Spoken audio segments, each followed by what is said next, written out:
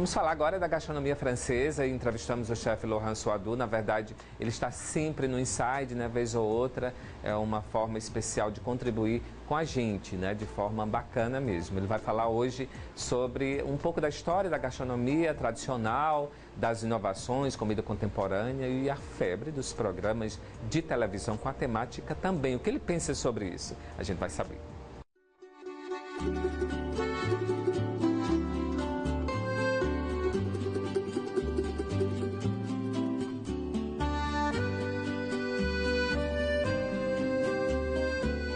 A gastronomia nunca esteve tão em alta no Brasil, por sinal está adquirindo esse status de arte. E um dos pioneiros da gastronomia francesa no Brasil é o chefe Laurent. Ele que é da França, chegou no Rio de Janeiro, já está em São Paulo e no Brasil há mais de 35 anos. Eu quero saber dele como é trabalhar com pesquisa, né, Laurent, nesse sentido de arte da gastronomia. Como é que você faz hoje? Eu acho que a pesquisa, eu sempre falei que ela não pode ser uma iniciativa esporádica, simplesmente vista pelo lado artística, né? Eu acho que hoje, o mundo que a gente está vivendo, você tem o mundo da gastronomia e fotografia, que muitas vezes está sem conteúdo e, a meu ver, precisamos ter um equilíbrio entre os dois, porque o conteúdo é o que? É o sabor, o que vai mexer com você no ponto de vista da memória, o calor do prato. Então, eu percebo que no mercado hoje você tem essas duas linhas. Eu, pessoalmente, eu defendo que a expressão artística ela tem que sempre ter um pé dentro de um processo de aprendizagem, de assimilação das bases, do conhecimento profundo das bases, não é nem assimilar, para você realmente começar a usar todas essas metodologias, todos esses conhecimentos em prol de uma criação artística, se a gente pode chamar. E respeitando as tradições também da gastronomia, né? O que você percebe hoje, e obviamente tem tudo a ver com o mundo que estamos vivendo, que é o mundo da comunicação, que realmente tem um certo plagiar, né? Quer dizer, o chefe copia, vão na internet, enfim, busca as ideias. Tem um lado muito positivo, mas falta às vezes um pouco de personalidade. De criação mesmo, né? De criação mesmo. Eu acho, se eu tenho um recado para dar para os cozinheiros hoje, dessa jovem geração, no Brasil e afora, e que realmente a criação artística ela tem que ser enraizada também num conceito de ecologia e ambientalismo. A parte de sustentabilidade, exatamente, funcional, orgânicos, né, tudo. Não só natureza. Isso, como você otimizar melhor os produtos. Você não pode mais se dar o luxo de desprezar, vamos dizer, mais da metade de um produto em prol de uma criação artística. Eu acho que há uma questão de responsabilidade, né? Por exemplo, há pouco tempo fizemos agora uma receita nova que eu acho que é extraordinária, que é a língua de coco com sorvete de cravo, a língua de coco, sorvete de cravo, água de coco e fina cocada. Então, nós definimos essa criação em cima de um elemento que se chama coco, otimizando tudo que o coco pode nos oferecer, né? E, obviamente, por cada parte do coco foi usada uma metodologia de trabalho, uma técnica diferenciada. Então, eu não vou te dar essa receita porque eu sou proibido de dar agora, né? Já foi comercializado, né, com alguém. Então, não para mim, sinceramente, não me preocupa tanto. Mas isso que eu quero dizer hoje você percebe que no mercado tem esse sentimento, vamos dizer assim, de fazer algo que seja diferente, principalmente para colocar isso na fotografia. Esquece muitas vezes... Ou seja, não pode esquecer a origem, o sabor... O sabor, eu acho que é tradição importante. também, a tradição, né? Obviamente, né? Você é contra tendências, essa coisa da gastronomia de inovações demais, que justamente ferem esses princípios? Eu não vou dizer que sou contra, porque hoje em dia a gente não está vivendo num mundo que você pode usar a palavra proibição e contra.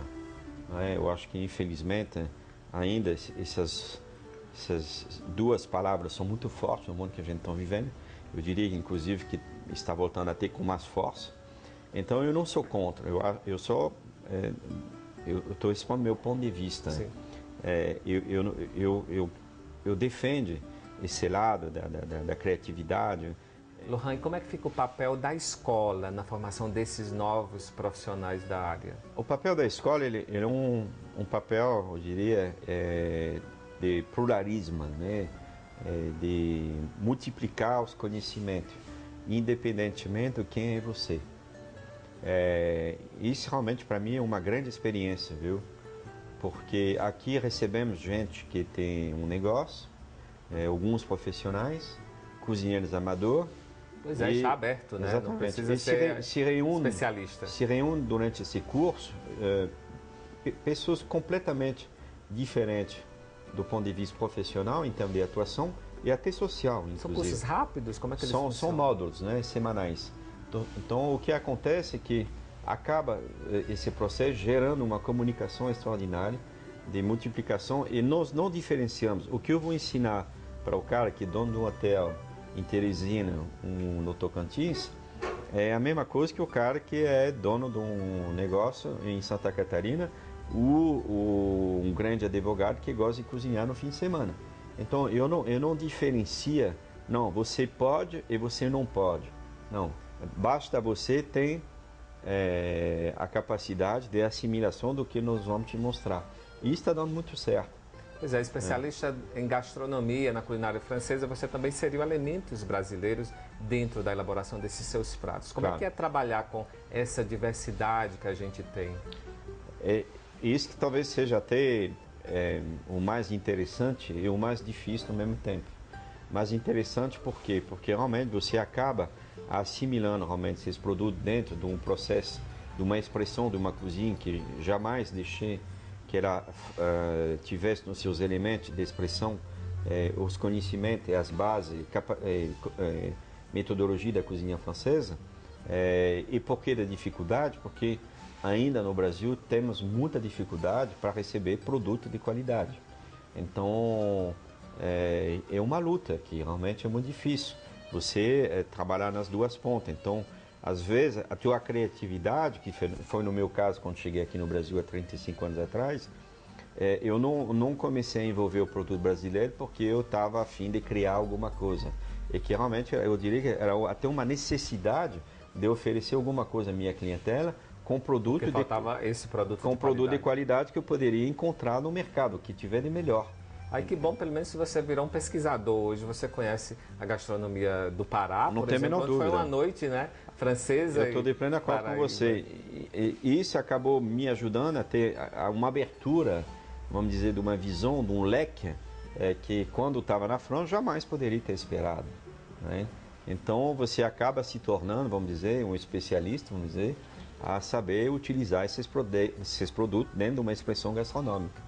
Que, eu volto a dizer, jamais deixei de executar essa cozinha sem os conceitos e os conhecimentos e metodologia da cozinha que eu aprendi na França, que é a cozinha francesa. Por sinal, o Lohan também é apaixonado pela gastronomia do Piauí. Ele participou da nossa revista, o Anuário, e fez uma sobremesa baseada, inspirada na cajuína e no caju. Pois é. Então, como é trabalhar com esses elementos? Então, é igual o coco que eu acabei de falar, cajuína. Quer dizer, um produto tão desprezado, pelo menos a polpa do fruto, não a castanha, que a gente sabe muito bem, que virou um grande produto de exportação. Mas a polpa, quando eu cheguei no Brasil, ainda fazia um doce de caju, né, que você conhece muito bem, dava para os porcos para comer. Né?